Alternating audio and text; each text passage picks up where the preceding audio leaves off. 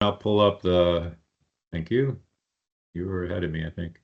And then I'll pull up the presentation with the agenda and Barb, can you take Yep. over? I will Thank you. take over now. Thank you, Dom.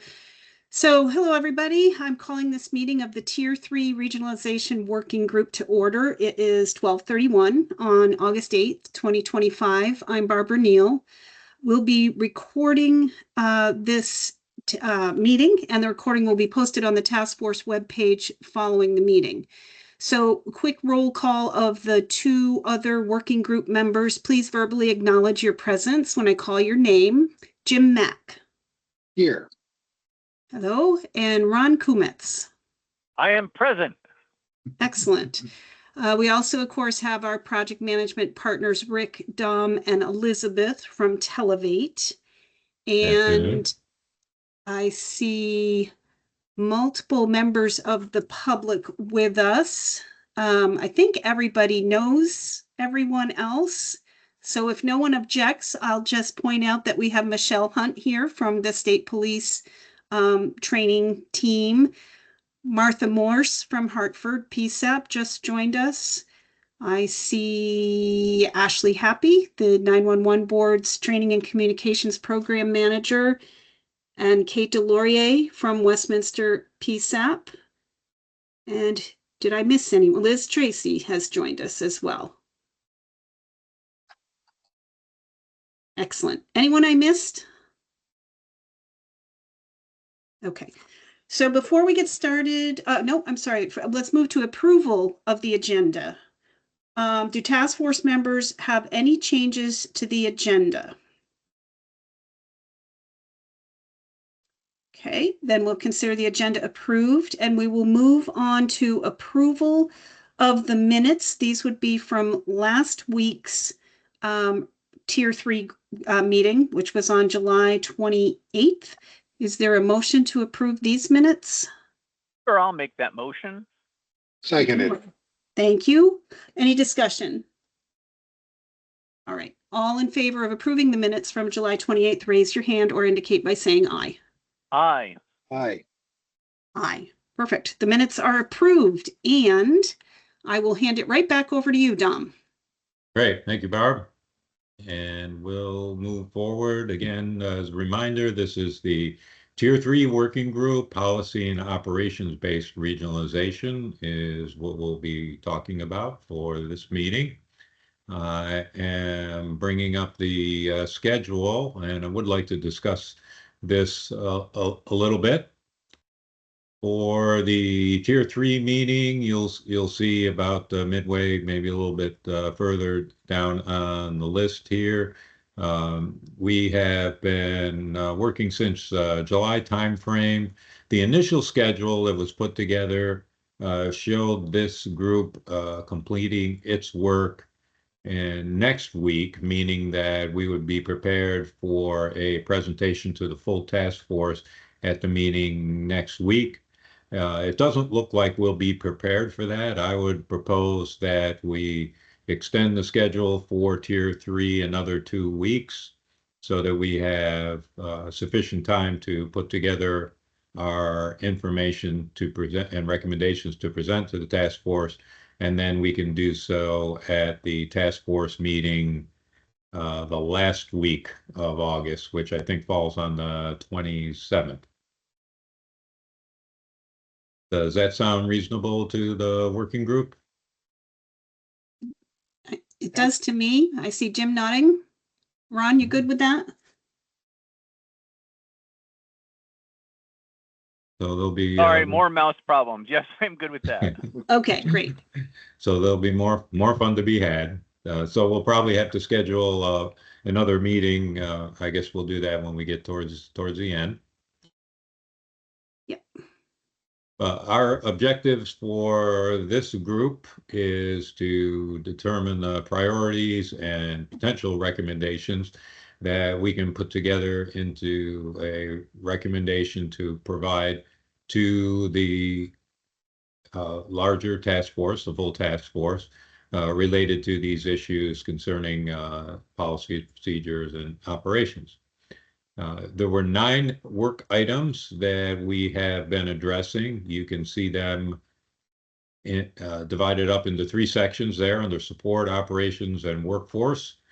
We have talked actually through all of these, not highlighted staffing yet. We had some outstanding actions and further discussion on staffing, so we'll hopefully get into that today.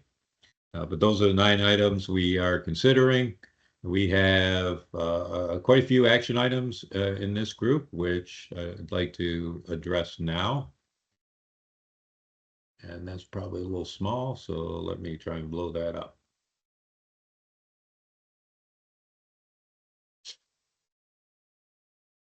Okay, getting into this, number 1 was Televate to provide a summary of the EPCO NINA standard relating to quality assurance. And I believe Rick has investigated this, Rick and Elizabeth, so I'll turn it over to Rick. I think you had the last input in it. Yes, I did. Hold 1 second. Okay, so as we look at, Elizabeth went and did a summary, and I went through it again, her summary, and just captured these points. For those of you who are familiar with this standard, this is the standard for establishment of a quality assurance and quality improvement program for public safety answering points. It's a very thorough document. I mean, if wherever we can leverage it, I certainly recommend we do so. And I also agreed that I would compare and contrast this with what the E911 board has, which I'll do. But importantly for this is, it really identifies effective procedures for implementing the components of a QA/QI program. Very detailed, very comprehensive, and of course, some of the key elements are a general agency. Here are the responsibilities of the agency in managing this effort. I mean, obviously, this is directed towards the staff, and includes, a review of their working procedures and how they do the work, and where appropriate, an improvement plan for that. We talk about a quality assurance evaluator. So Barb, at the E911 board, do you have a quality assurance evaluator? Is your program similar to this one as identified? Well, we have Ashley is the lead of the training department, which handles all of the QA, and then we have a training coordinator below her who supports the QA program, and we are in the process of hiring 2 QA/QC specialists, is what the title will be. They will be part-time positions. And they will be really supporting Ashley and Amy in the implementation of a revised QA/QC program, a more robust, more proactive quality control program is what we're shooting for here. So we expect to have those 2 people hired in the next, we'll be making notifications probably next week. So very soon that will happen. So I don't have the definition in front of me, but I suspect that among all those 4 people, we do meet that. So just to follow through, does that team of yours go to the PSAPs, or do the PSAPs undertake their own QA, QI, QC efforts? I mean, I'm assuming it's done at each PSAP. Well, we of course, we're only talking about the 911 side of the house, right, for our shop. So yep. What we do is we pull the recordings from our office, and one of those 4 people evaluates the call, and then we communicate with the PSAP on some type of regular cadence once the program's back up and running, on how their staff is doing, and if we've noticed any trends or concerns or good things that are happening. that the evals will be done at our office and then discussed with the PSAP.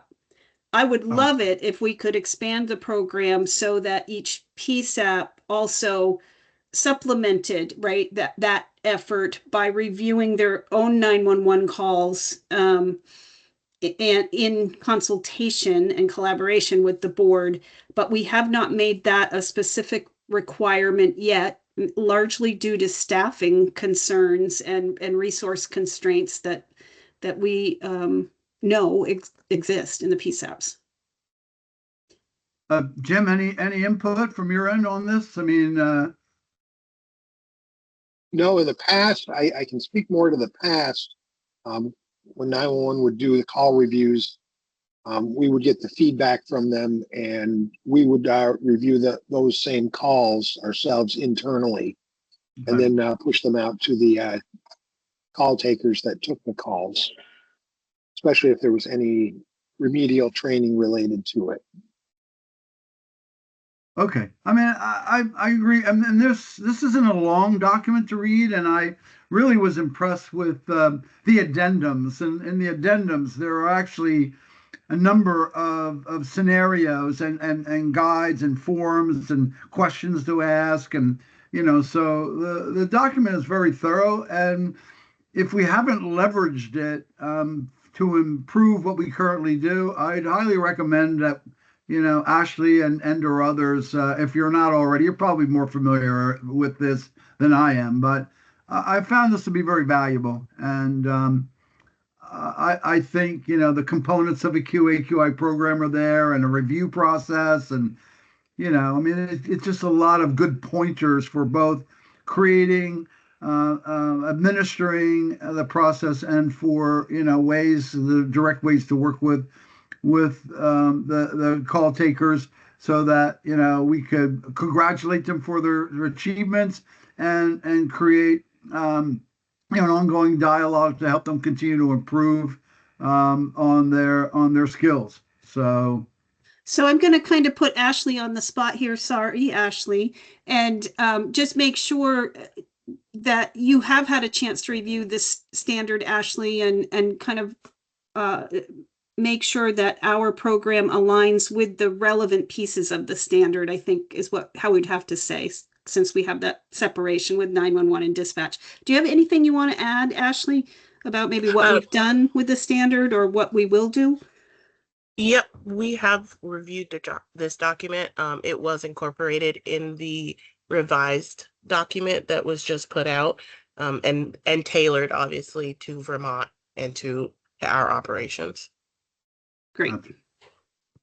So thank you. We will upload the summary document, and we can also upload, although Ashley already has it, I'm sure, upload a link to the APCO document as well.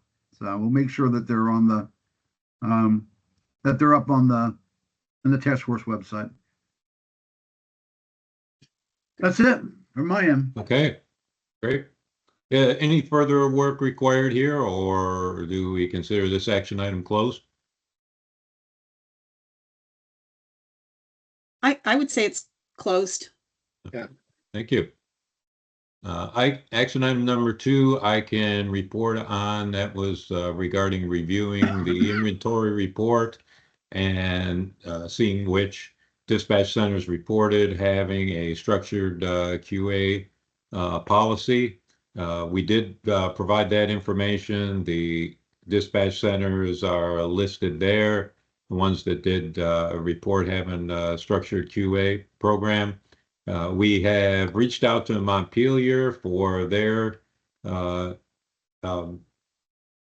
description of their program, and we have received that. I have I did send that to the working group members, and I have posted that on the SharePoint site identified for the task force.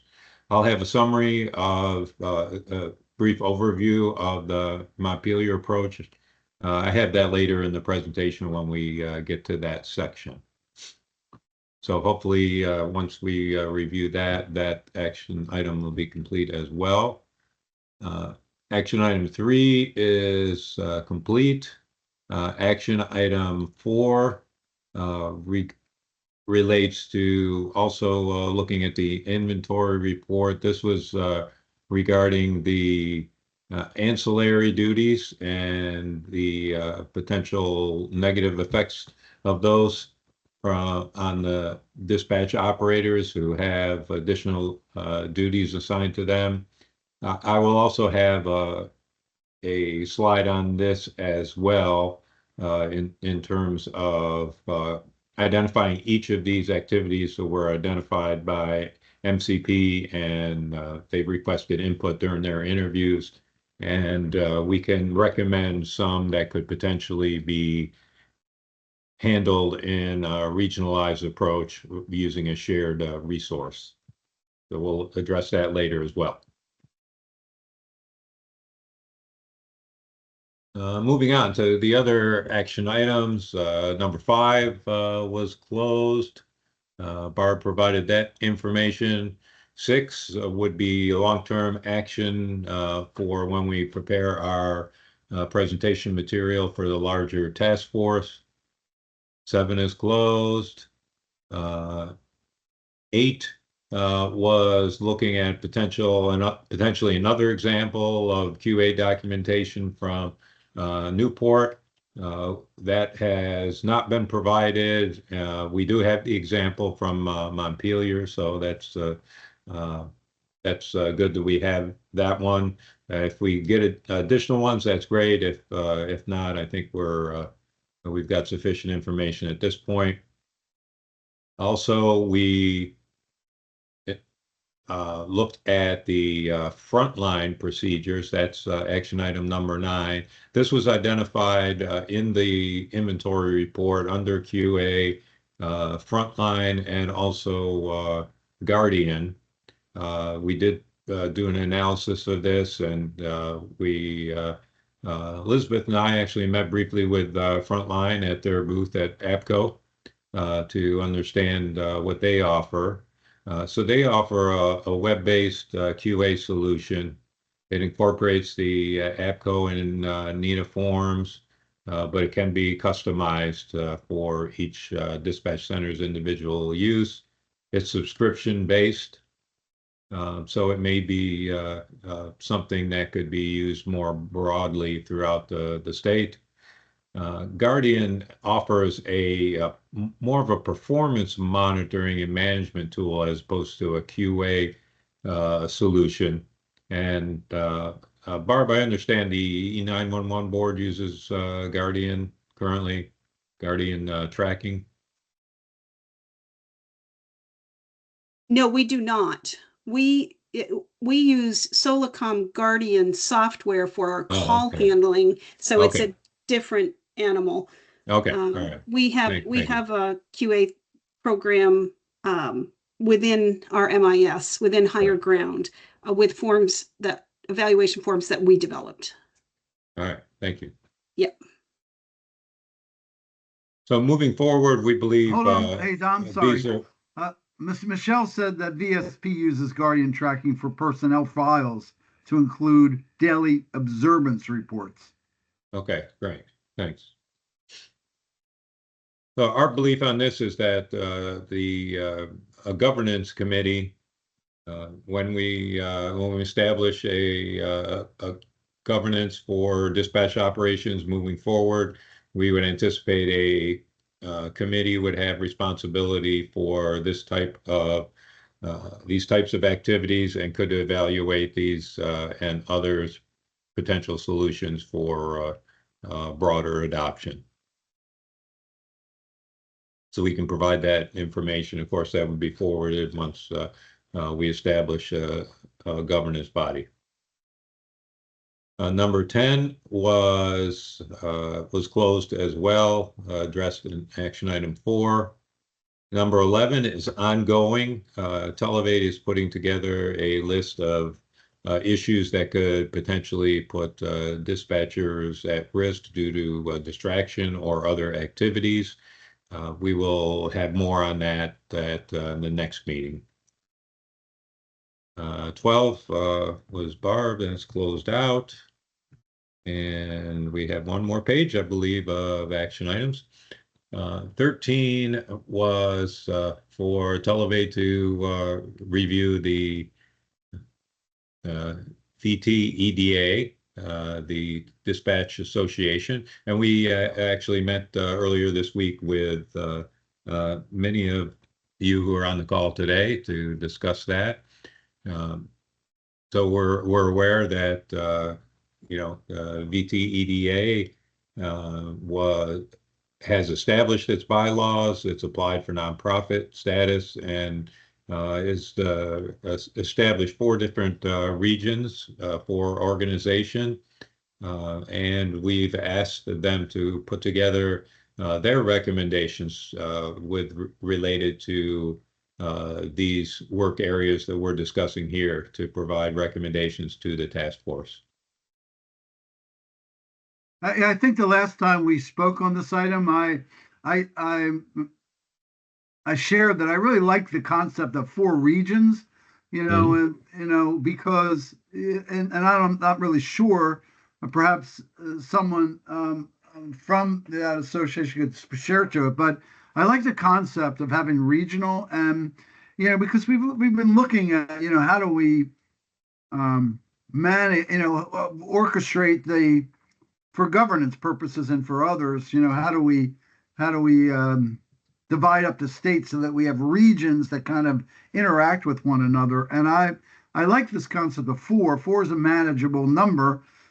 It's less than the number of counties or the barracks. And as we when we get into governance, we can consider that. But if I would ask if someone from the association could share or how they came up with the concept of 4 regions, that I'd like to hear it. Of course, you might all be dispatching, so I appreciate that. All right, we can move on. Okay, moving on. Action items 14 and 15 have previously been closed. 16 was to look into the internship program at the tech center and also determine if they could assist with dispatcher training. Rick, do you have any further update on that? I'm sorry, I was reading Liz Tracy's chat. Which item we're at? The Springfield Tech Center. Oh yeah, so I've called the tech center. I've reached out to them. They haven't returned my call yet. But I have gone through their I've gone through all their curriculum because they post it. I mean, what they do statewide is really innovative and very beneficial for, improving, providing training to a variety of different working class categories. And they don't yet have anything on our industry. And, I mean, my request from them and the voicemail I've left with them is, how would you, what do you have, and would you be, if of interest to the state, how and could we and how could we implement something? So I think he is saying something now.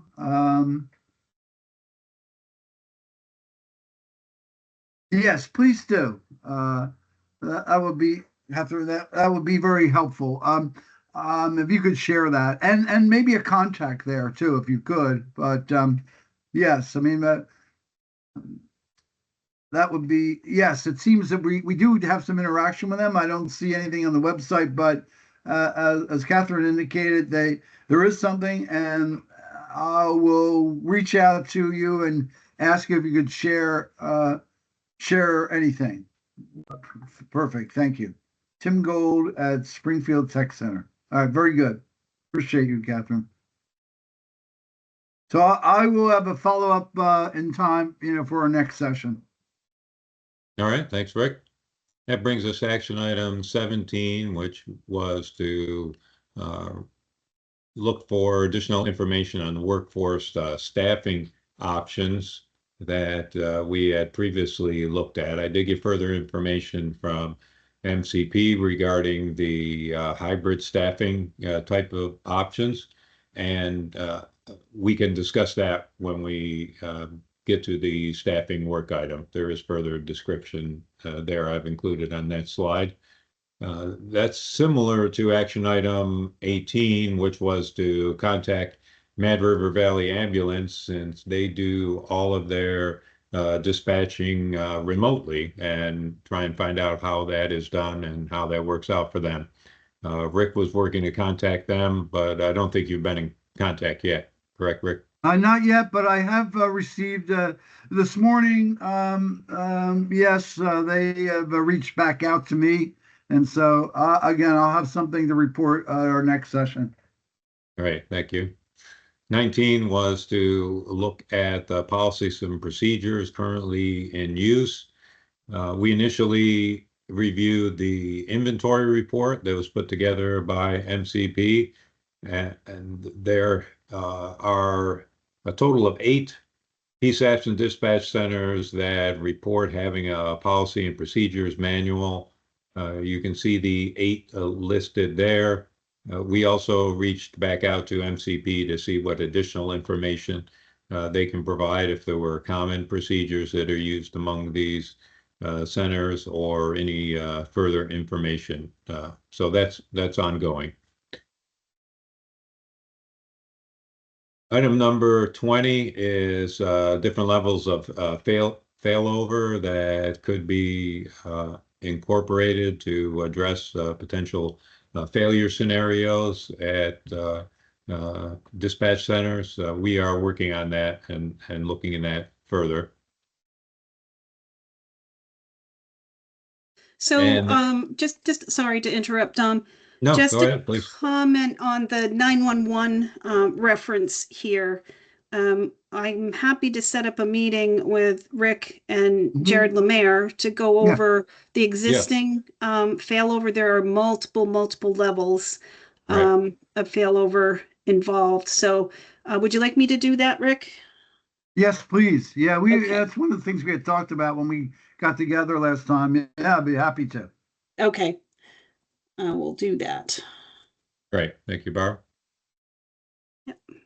And our final action item right now is 21, to look at the existence of standard job classifications. If there are any that MCP is familiar with, either within the state or elsewhere, especially in those areas that have recognized telecommunicators as first responders, that would certainly be of interest. So I'm working with MCP on that. Anything else on the action items? Okay, then ready to dive back into our content. I mentioned regarding the non-call processing administrative duties. We have reviewed those. We've reviewed what is being currently, how the dispatch centers currently indicate that their dispatchers have other responsibilities. Those responsibilities are listed on the left-hand side, and then there's suggestions developed both by discussion at some of these working group meetings and also through MCP, as what could potentially be regionalized or handled via shared resource. So certainly some of the administrative activities we believe could be. We recognize that we may want to look at this a little further to break down. Some could be, there might be others that should remain local. For the alarm service activation, we recognize that could be regionalized, but of course there has to be a reliable system and process as to how to respond to those when those notifications are received. Items such as the jail activities, security camera monitoring, vehicle release, walk-up window. Certainly, while that's possible to handle those remotely or regionally, we based on the discussion that has been had previously, it's felt that that's better to remain local. Items such as records and potential support services for the municipality could be regionalized or handled via shared resource, as well as warrants, for example. We understand that that was previously handled by VSP, but it's no longer so, and then is currently handled by the individual dispatch centers. And we recognize, and we had previous discussion, that ultimately this will have to depend on what the physical regionalization plan recommendations are, which will be coming out of the Tier 1 working group meeting, which has not met yet, but will be starting up soon. Any additional thoughts or comments on the information we have here? Okay, hearing none. Moving on to our other content, and much of this is review. So that previous slide addressed a lot of a portion of what we are. Oh, I'm sorry. No, this is the QA program, which we identified was a work in progress as we were pursuing examples of QA processes that are in place. I'll jump ahead to the summary we have here and then maybe come back to this to see if we want to further evaluate the options. So as an example, we did get a copy of the Montpelier QA program. You have the working group members have access to that. There's a Word document describing the program, and then also an Excel spreadsheet with the various forms to be used. The image you see on the right probably difficult to read, but it's one of the examples of the form. There's a different form for each public safety discipline, EMS, fire, and law enforcement. It addresses specific items that the dispatcher is expected to address in terms of an interview with the caller, interface to the CAD or Velcor, interface to the radio, and so on. Those are all addressed in the form. The program itself shows there must be at least 3 assessments per employee on a monthly basis. And as I mentioned, the forms are provided to use for the evaluation. And there's a grading criteria for each of the assessments. And you can see there's 3 different categories. For those calls or assessments that come that do not reach the satisfactory level, we'll have an action plan. So an action plan will be developed for each of those instances. And then if there are recurring instances of unsatisfactory assessments, a performance improvement plan will be put in place. So this sounds similar to the information provided previously or discussed previously for the APCO NINA document. Although I will say that that standard is not specifically mentioned in this program. Now moving back to the this item under support, the standardized QA.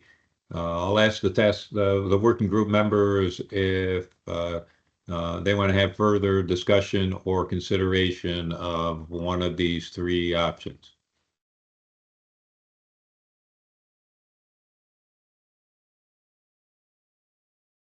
What do we say? Well, option 2 includes a third-party QA service that has not been something that we've pursued in any of the other discussions. I would suggest that maybe one to be eliminated. I think I would agree with that as well. We actually did have some conversations with a third-party QA service, which might have worked in our situation, but we made the decision instead to hire the two part-time people in an effort to have the same end result. And do it internally. Yes, and without consistent statewide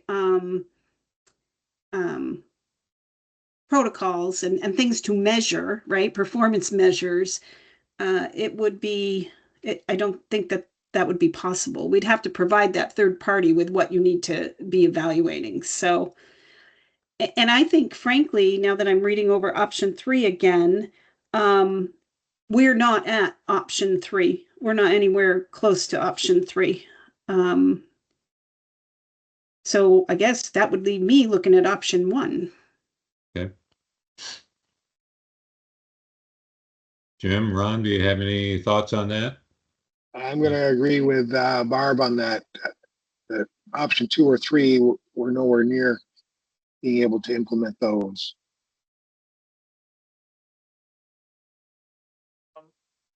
I would agree with that, but I'd also have to say that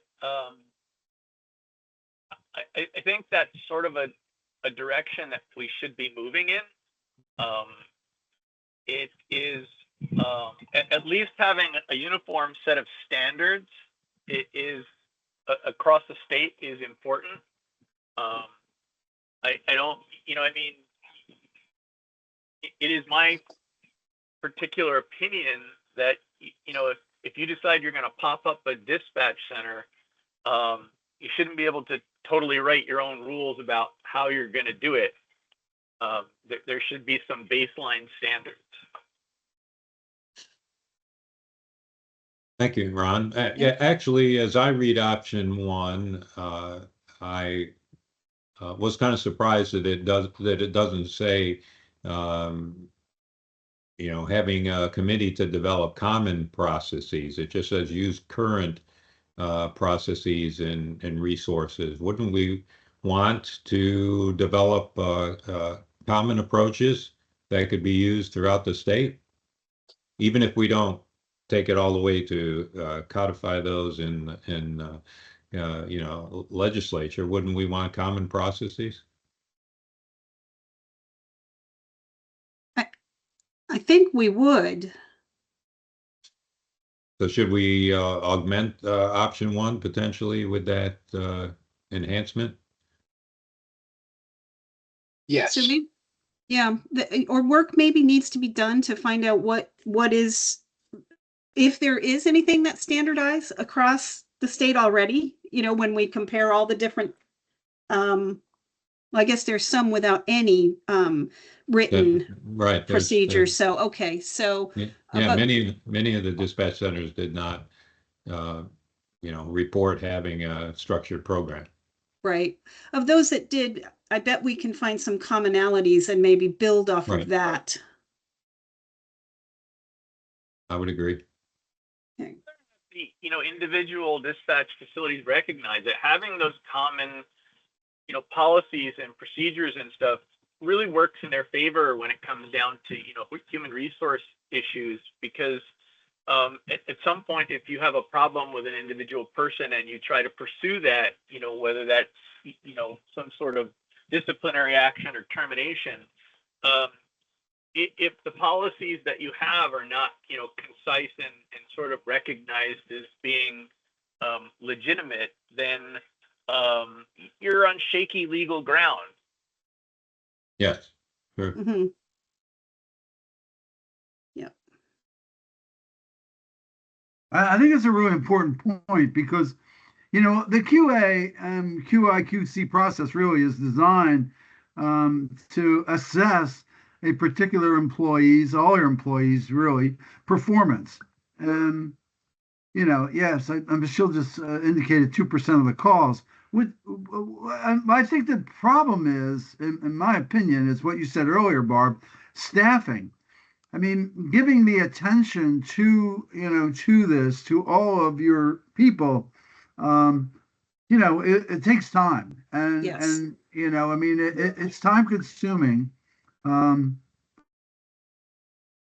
it's time consuming. It's important to do because you always want to gauge the performance of your employees. I mean, having managed many employees and supportive over my career, if you don't give feedback to people, then you wind up not identifying those who are underachieving or underperforming, um, and you don't recognize those that are exceeding all the expectations. So Hmm. it's good, it's really good for the personnel that we give them that attention. However, the administrators and supervisors of people already have a full plate, and it's very difficult to have a routine where you go back and look formally at their performance. And I think that becomes a challenge, not only at PSAPs, but at dispatch centers for everyone. And so, as we've noted, a number of our centers are overstaffed, so are understaffed. And now adding on this responsibility, which I don't know. I mean, what maybe it's 5 hours annually, 10 hours annually per person. I mean, it's whatever it is. It still takes time to do, and it's always very difficult to sit with people who aren't achieving your objectives, and who are underperforming. That's a very difficult conversation to have with those people. But if you don't have that conversation with them, then they are not going to improve. They improve. They're not going to even know that they're not performing. So, it's essential that we do this in a way that protects anyone legally. Um, and Michelle just indicated too, a lot of the supervisors are also on their desk.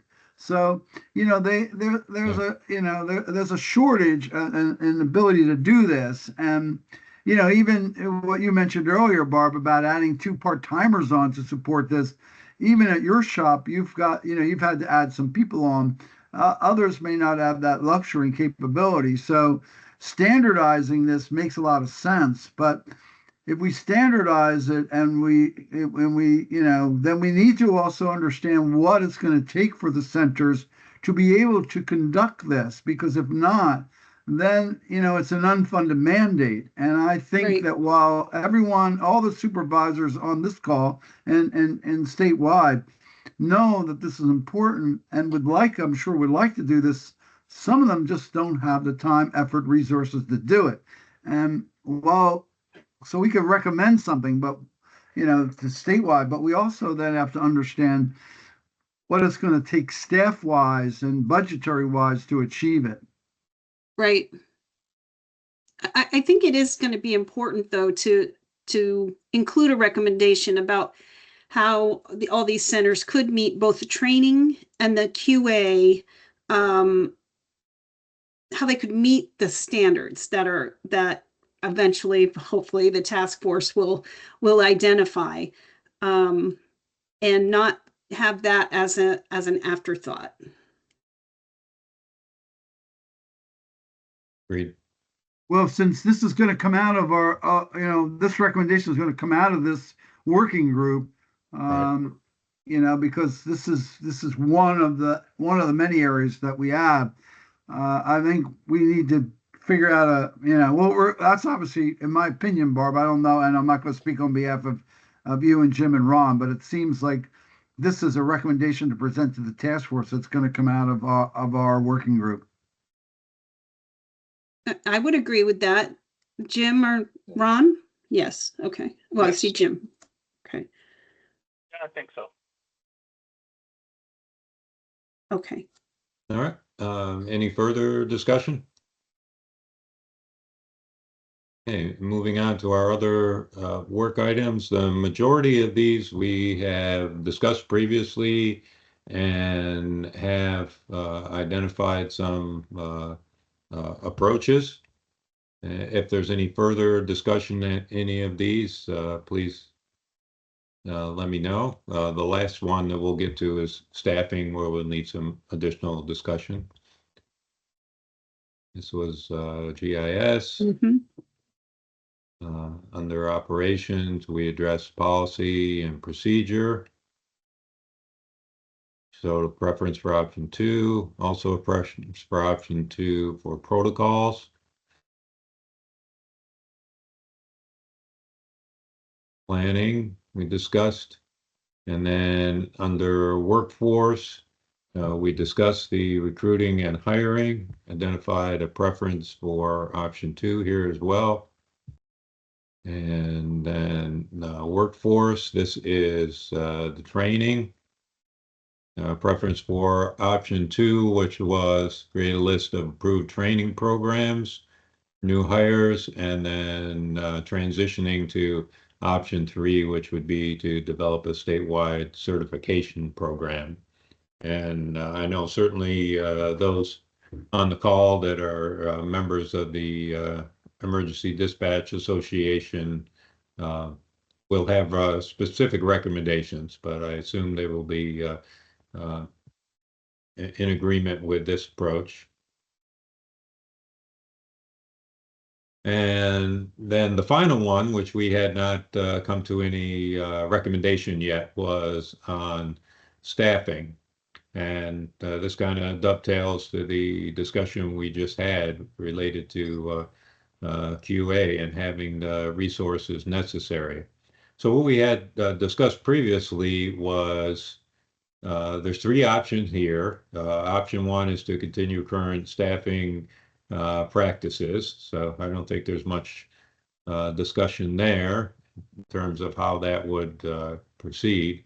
Options 2 and options 3 both involve hybrid staffing, and the explanation recommendations from MCP were hybrid staffing includes some employees that have the capability to either relocate or to support multiple dispatch centers based on specific resource needs at the time. So if there was one center that was short staffed due to staff being off for training or being out sick or having an extended leave, there was some other dispatch resource that could potentially fill in.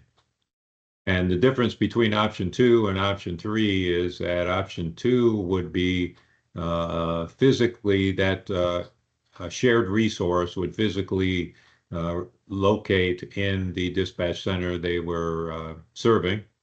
And option 3 would be they could do it remotely. So they could have some central area or even potentially from home or some other remote location that they could support multiple centers. So, this is all very, very much dependent on having standardized policies and procedures. Yes, standardized absolutely. Equipment and resources. We essentially can do for 911 all the way to the option 3, right? So we can have, if you not remotely from home, but let's say a certified call taker could log in at a Shelburne position and with the proper role that we would assign, be answering calls from Westminster or any other location. Right. So, right. But that's because we have the same system everywhere. So That's very much dependent on that. Yeah, absolutely. Important to recognize that. Absolutely required to have that those standardized procedures in place. Yeah, and Michelle just commented, Michelle Hunt, that she's taking calls for Westminster while sitting in Williston. So that's happening right now. Yes. Mhm. Yeah.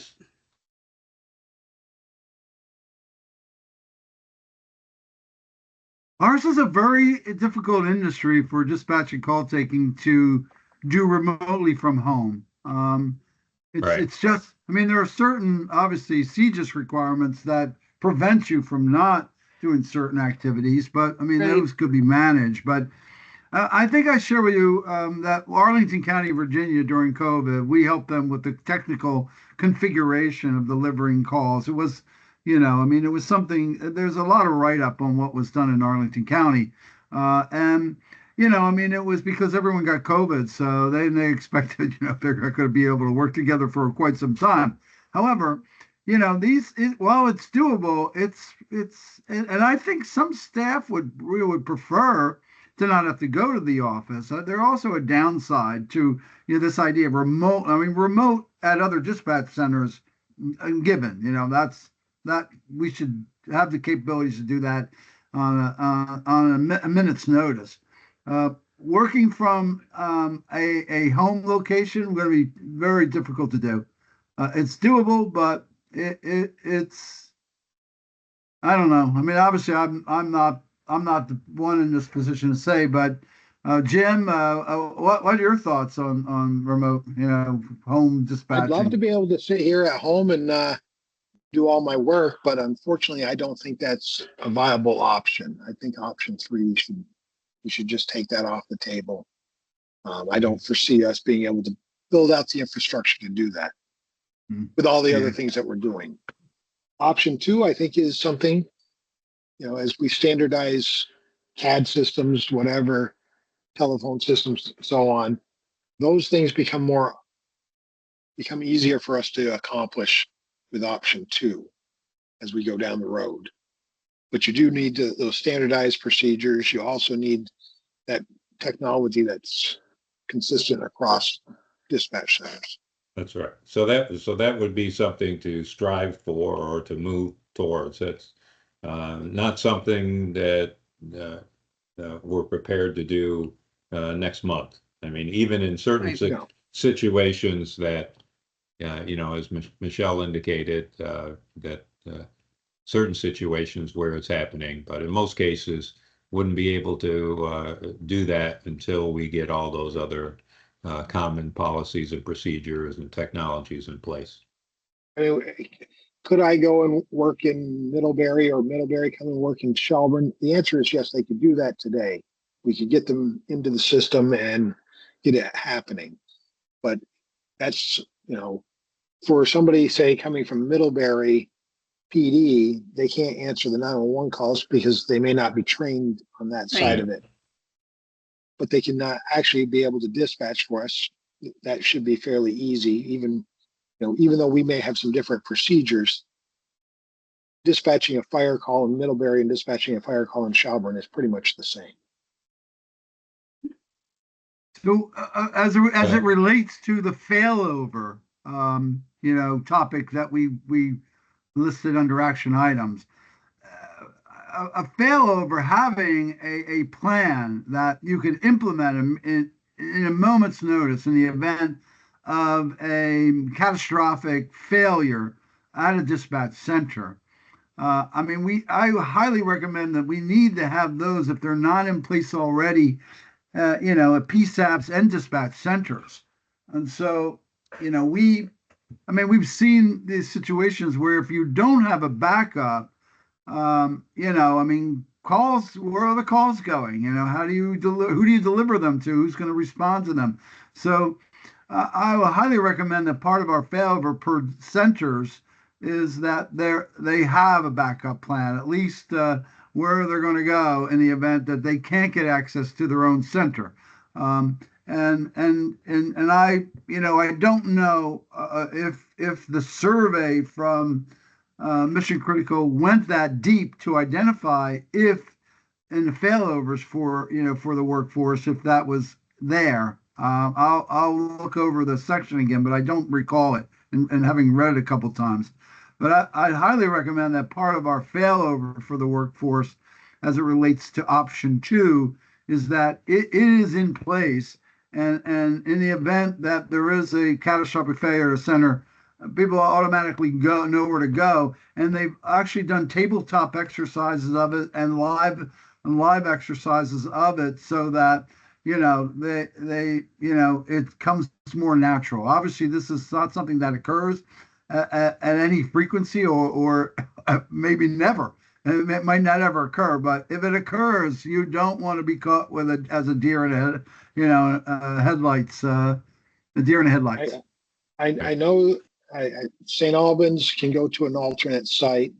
I don't know every other facility around. We have a mobile console, and so we can go mobile with our radio dispatching and CAD system, Valcor, and we have phone service that we can take with us. But I know a lot of places don't have a backup to what they're doing today. Oh, that's certainly something we've got to capture as we address the failover action. Also related to this, I have to ask, option two is, or one reason where that it's not being done more extensively is just there's not sufficient staff to do this. No. Most of the dispatch centers are short-staffed as it is, so there's not loads the term extra, but there's not extra staff to loan to others when they need it. Is that an accurate statement? Yes, but I think that's an opportunity for us too, because if I'm understaffed here, can I have the capability of having that dispatcher in St. Albans or Middlebury helping me out Sure. during my understaffing situation from their own facility?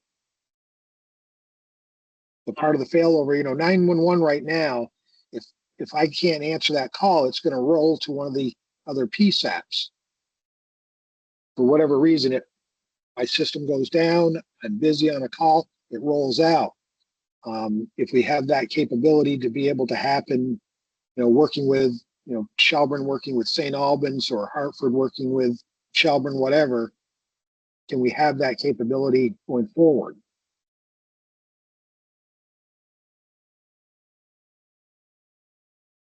So Barb, do you have that built into your failover? I mean, it's something we'll talk with Jared about. Okay, no, and I'm sorry, I got distracted for a minute. Can you just repeat okay.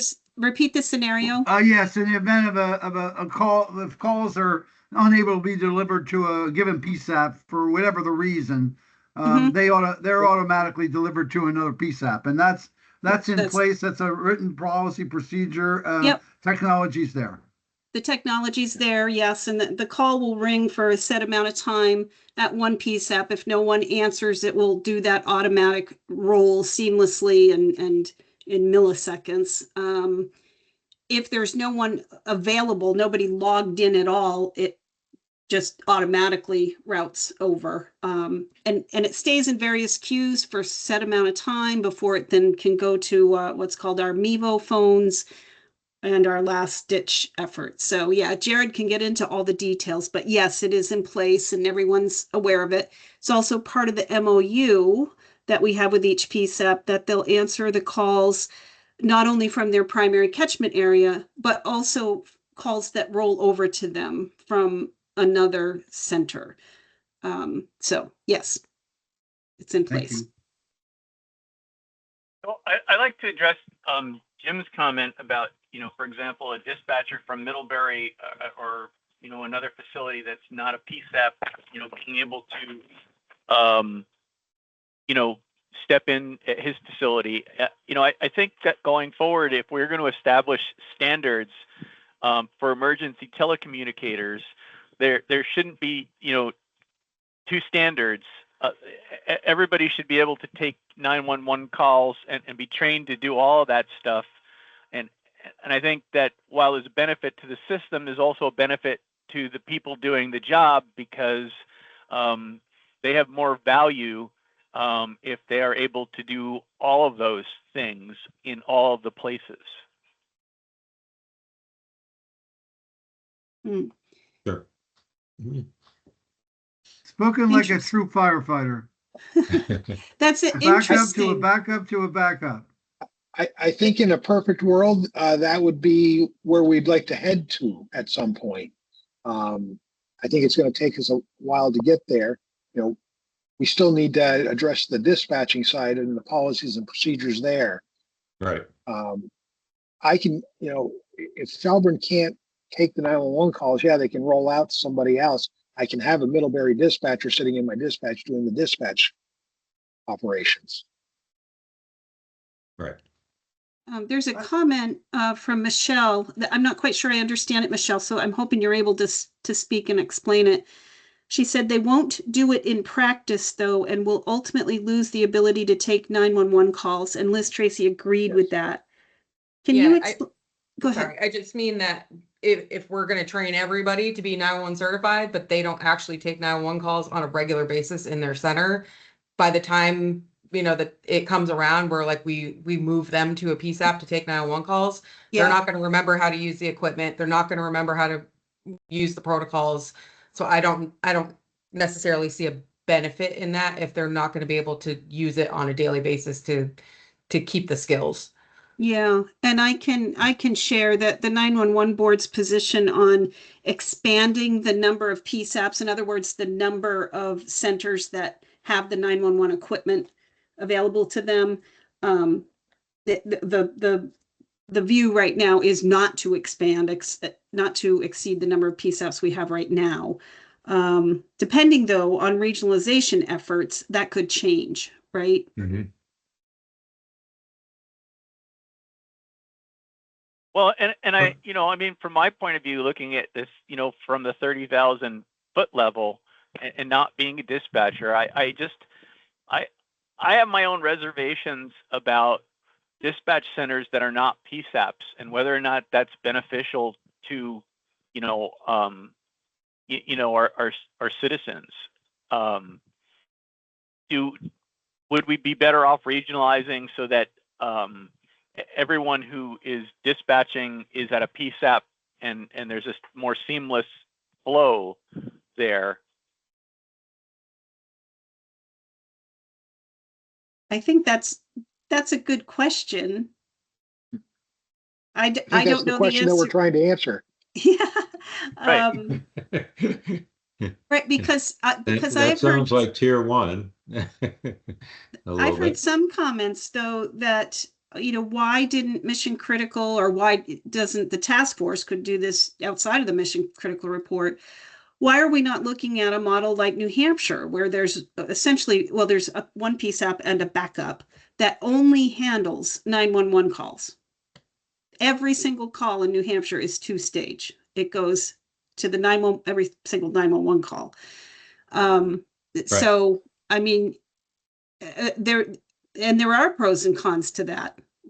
There's definitely a pro to having one individual able to do the call handling and manage the caller, including with pre-arrival instructions, while the dispatcher is doing their work as well. Mm-hmm.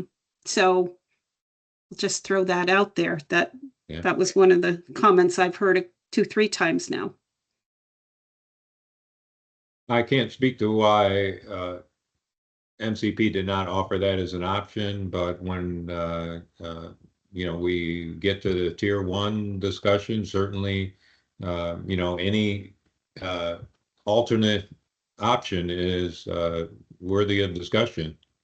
So that may be something that someone would like to recommend at the tier one working group. And it's certainly open for discussion and consideration.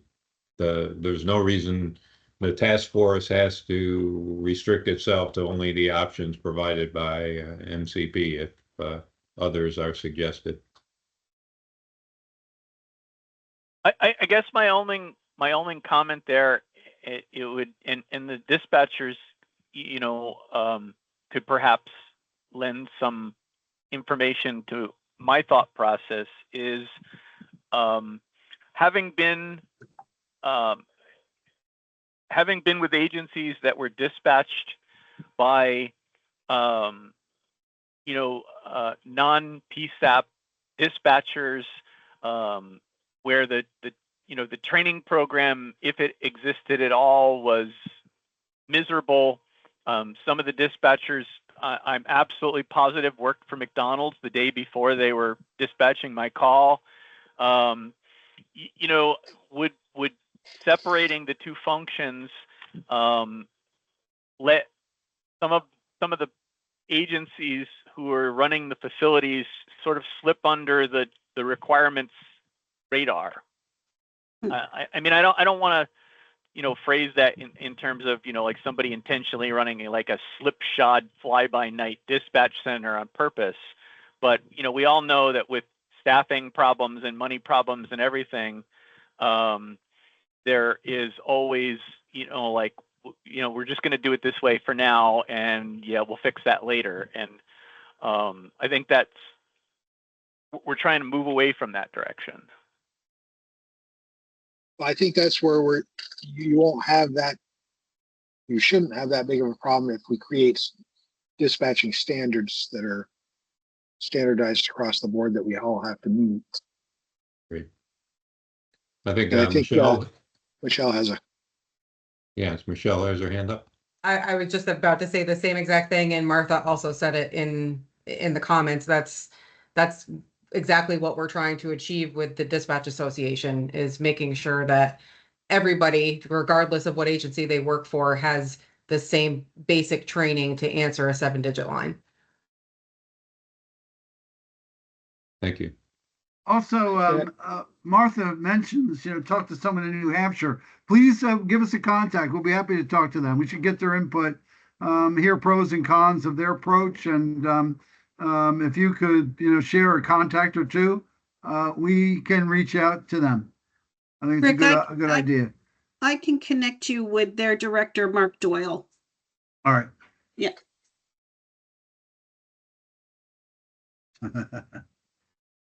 Getting back to the options, and one thing you mentioned earlier, Barb, about MOUs. I guess it's the MOU the board has with the PSCTFs.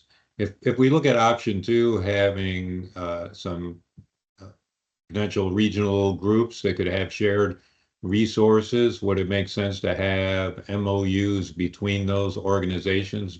Maybe put together regional groups of the dispatch centers that were in, a reasonable distance of each other, where they could potentially share resources when one of them had some staffing issues. I think you definitely want an MOU in place for that. So I think that, Okay. I think there's a lot of value to this, that whole concept of sharing people. When my department was still involved in the EMS business before it was moved to a separate agency, I observed that one of the biggest problems in EMS is that there's a limited number of providers, like there are a limited number of dispatchers and call takers, and they spend their entire life pinching employees from each other because everybody's short-staffed and needs the people. So you have this, and I'm not saying that all the people in EMS do this, but there's a good number of them that just simply move around in a big circle from agency to agency, picking up a few pennies wherever they can. I mean, everybody wants to make more money and everything, but the idea that you're just constantly fighting for people with the other people, the other agencies doing the same job, seems to me a bit counterproductive. So some sort of agreement to share those people, I think, has a lot of merits, not necessarily for the same reasons exactly. Without poaching them? Without poaching them, exactly. Yeah.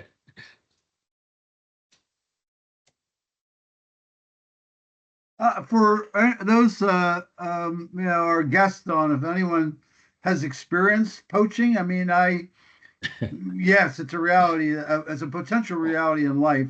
I have heard poaching at the dispatch center on towns. I'm trying to gain more towns to pay the bills.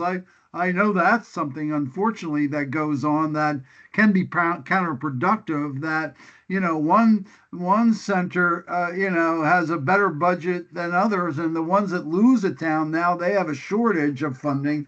So that's something that will be discussed, I'm sure, during a regionalization conversation. But I don't know what I don't know about dispatcher poaching. I agree with you, Ron, that in this kind of environment, sharing the staff has a greater potential outcome than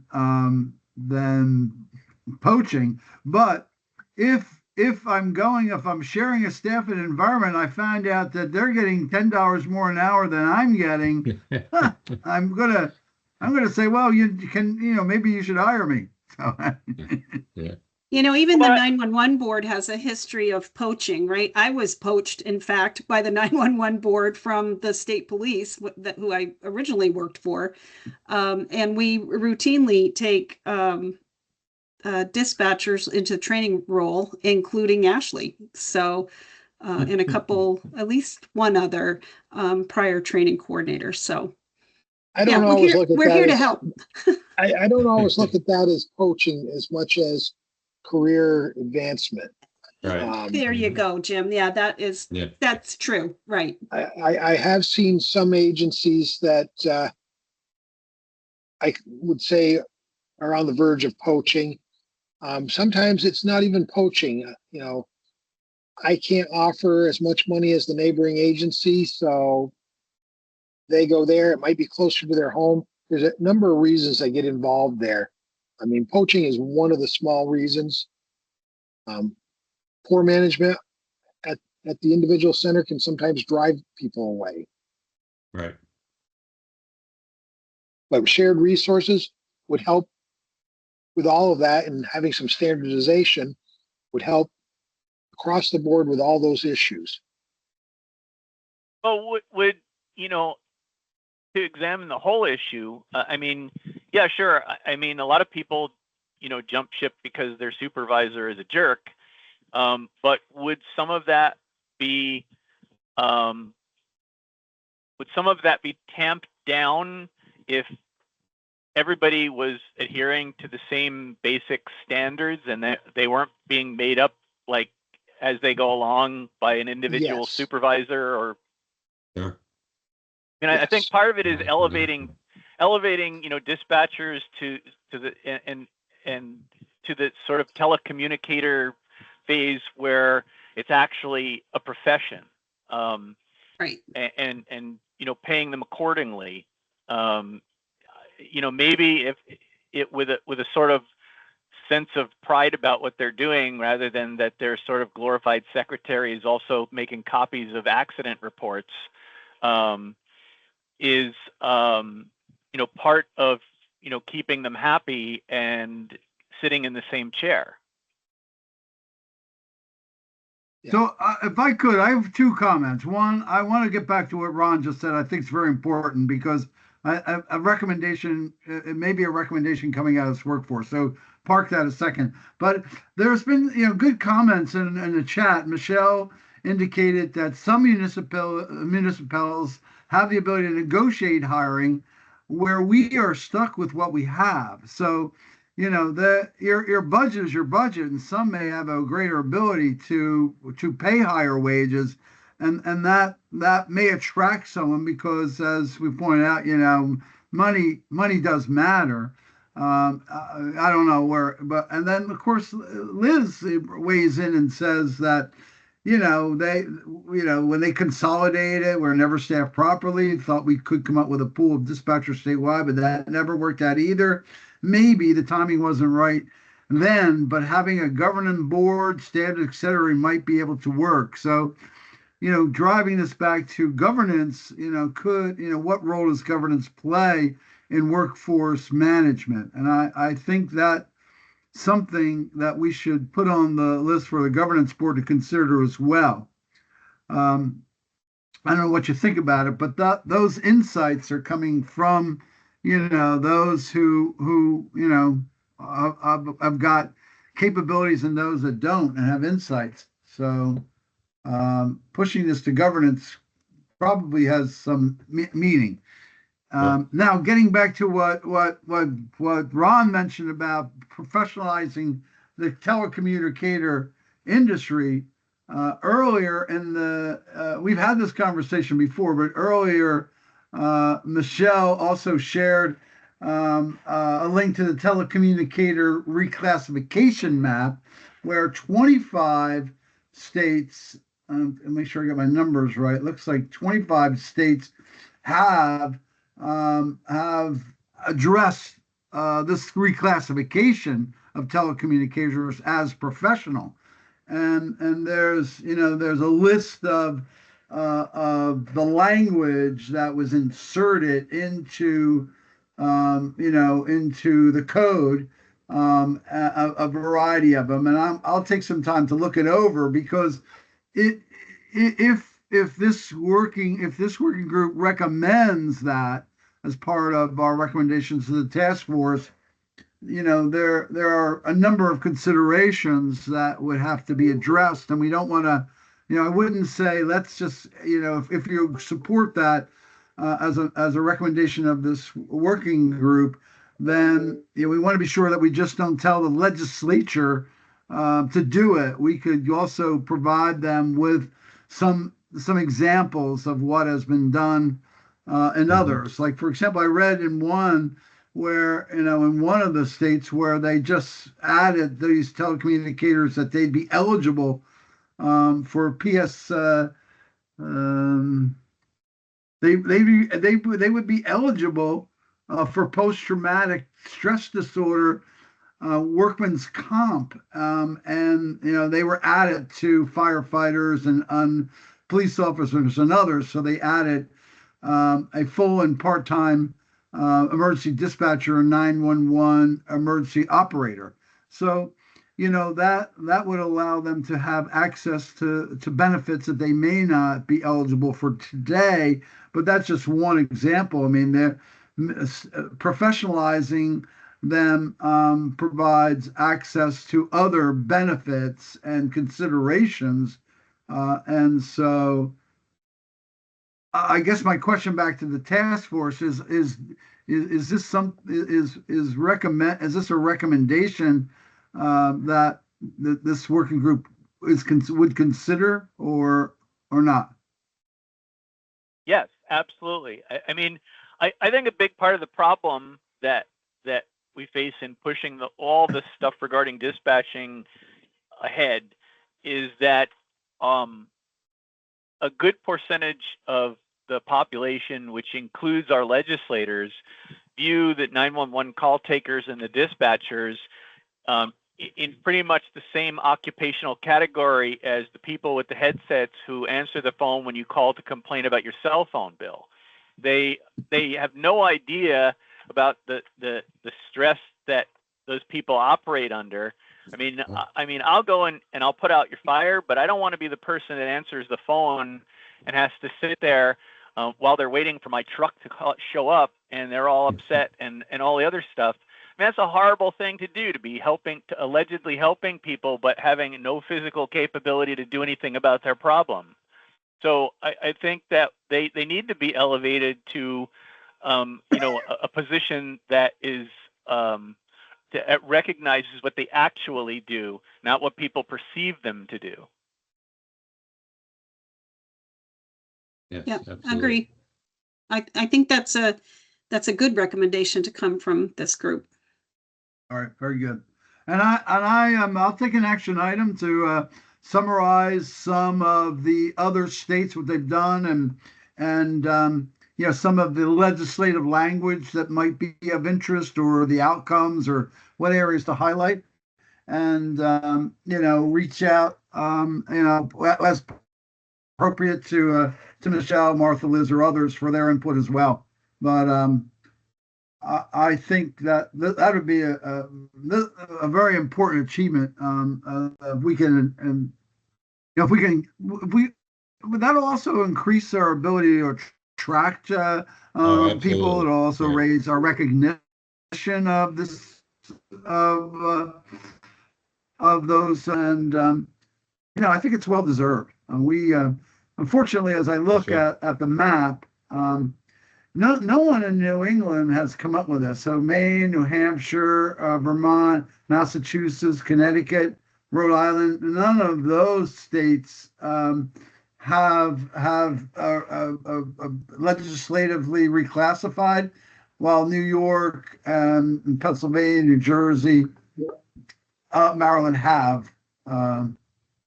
Okay, good. Yeah, I like what Martha said. Guess we should be the first. I like it. Okay. All right. This is an Thank you. important time, I think, to remember. One of the things I think it was Emily Leinoff shared in one of these meetings that the reality is that everybody that a dispatcher sends to a call, everybody has some level of certification and formal training. Yet in Vermont, at least, the dispatchers don't, and that's where the disconnect is, or that could be part of the argument, if you will, for why it's needed. Absolutely. Yes. Okay, good Well, discussion. Okay, Ron, go ahead. I was just going to add to that in saying that, you know, the people, those first responders, anybody who's been doing it for any length of time can tell you whether or not that dispatcher that they're talking to has been trained and operating to standards and stuff, or whether or not they have not. It becomes pretty obvious very quickly. Right. Okay, recognizing the time, need to move on. Our next, that is the last item that we had to discuss. Our next slide is on next steps. I think we identified a couple of other areas we want to investigate to address some of the items that we discussed. If there are any other experts or organizations to contact, please speak up and let us know. We need to begin development of the content that this working group would present to the full task force meeting. So as we've mentioned at the beginning of our meeting here, that would most likely target the task force meeting for August 27th, and which would be 2 weeks from next week. So we would have the opportunity to meet one more time. Prior to that, Televate can begin development of a draft presentation for the task force, and we can review that at our next meeting and update it and adjust it as necessary to get it to the point where everyone's comfortable. And that would be how we proceed, and hopefully get to the point where we can present these recommendations to the task force. That would necessitate another meeting, which I don't believe we have on the books right now. Elizabeth, can you confirm? That's right. Right, we do not have a next meeting. Okay, so our any suggestions from the working group members as to next meeting time? We do have a tier 2 meeting scheduled for next Friday. Maybe I'll suggest the following Monday potentially. That would be what, the 18th? The 18th, the 18th would work for me in the morning, especially well. Fridays are not typically good for me,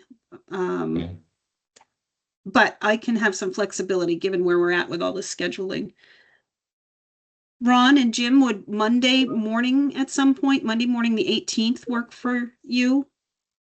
Let's see. Let me check my calendar.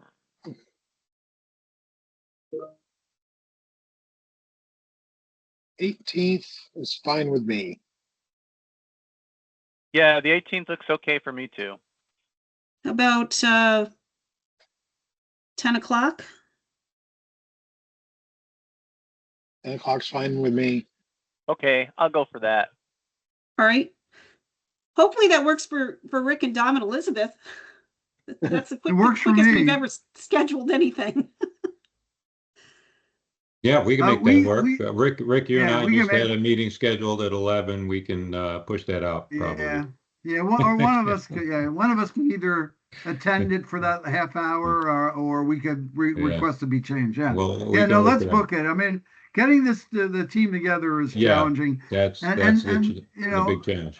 although if agreeing to this really is going to take an important, activity away from Elizabeth. She loves to send these doodle polls out. Oh, I know. Sorry, Elizabeth. I'll That's work okay. harder I'll at find a that. different activity to enjoy. All right, let's book this one. Okay. What I like about, I mean, obviously that gives us some time to put together, Yes. that gives Yeah, us time to we put have a thought. together a working deck that, that will capture, what we think we've all agreed to, but that'll give us some time to put it together.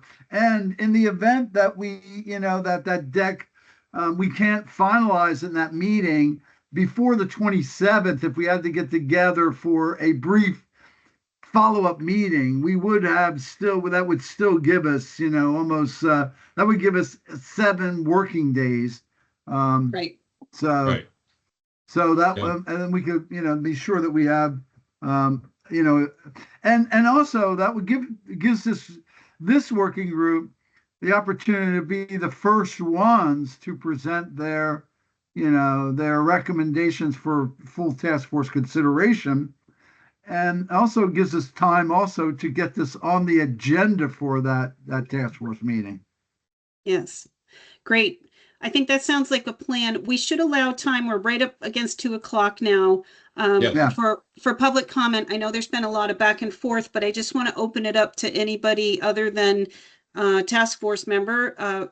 Is there anything else you'd like to share with us today? I do see some comments coming up in chat that we will review and make sure we understand. Anybody want to raise a hand? Okay, it looks like we won't have additional public comment today. So is there anything further from Televate or task force members? All right. Not on my end. All right. If there is a motion to adjourn. So moved. Thank you, Jim. I will second that. Thank you, Ron. All in favor of adjourning for today, raise your hand or indicate by saying aye. Aye. Aye. All right. Great. Thank you to everybody Thank you. all. for Yes. all your Really input and beneficial. work. Great. Yep. We'll look forward to seeing you all again, I hope, on the whatever day we picked, the 18th. 18th. So, Yes. okay. Invitation to follow shortly. Thank you, everyone. Thank you. Thanks so much. Thank you. Thank you. Right. Have a good day. You too. Good weekend.